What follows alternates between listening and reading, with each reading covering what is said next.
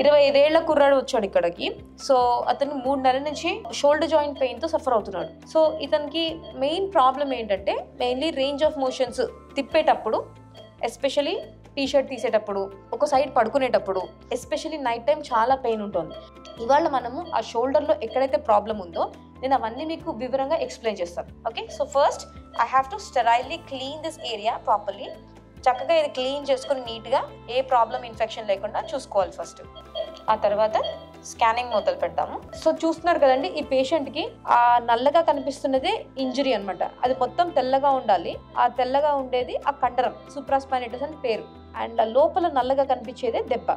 దానిపైన ఒక చిన్న సంచిలో శాక్ అని చెప్పా కదా, ఆ సంచిలో మొత్తం నీరుంది. బర్సైటిస్ అంటామండి. బర్స అంటే శాక్ ఆర్ సంచి, అందులో నీరు చేరుకుంటుంది. ఎందుకు? ఎప్పుడైతే దెబ్బ తగులుతుందో ఆ వాపు ఆ సంచిలోకి వెళ్తుంది. నేను లోకల్ అనెస్థెటిక్ ద్వారా దాన్ని ఇప్పుడు చిన్న సూది ద్వారా అక్కడికి వెళ్ళి ఫస్ట్ ఆ వాపు తగ్గిస్తాను. సో ఆ బర్సాలోకి మొత్తం క్లియర్ చేస్తాను అనమాట. లోకల్ అనెస్థెటిక్తో నేను ఫ్లష్ అవుట్ చేసేసాను ఆ బర్సాని మొత్తం. నెక్స్ట్ ఇప్పుడు మనం దీని లోపలికి ప్రోలోథెరపీ అంటే డెక్స్ట్రో సొల్యూషన్ ద్వారా రిపేర్ చేయడానికి మనం ఒక 1-2 ml ఆఫ్ సొల్యూషన్ తీసుకుంటాం, డెక్స్ట్రో సొల్యూషన్.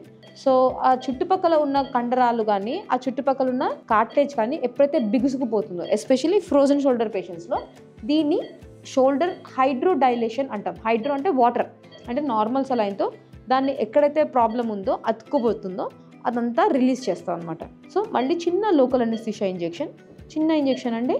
ఆన్ టేబుల్ పేషెంట్కి పెయిన్ రిలీఫ్ వస్తుంది. ఇంతకుముందు ఈ యాంగిలేషన్ చేసేటప్పుడు మీకు నొప్పి ఉండేదా?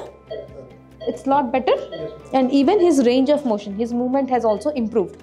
So on table patient ki range of motion lo kuda improvement untundi and వెంటనే పెయిన్ రిలీఫ్ కూడా వస్తుంది.